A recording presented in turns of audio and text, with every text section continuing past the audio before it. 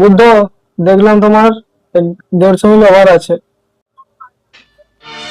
Sir, কি বলো 150 over? আমি তো কিছু এখানে বিক্রি করিনি 75 ধারা বলে।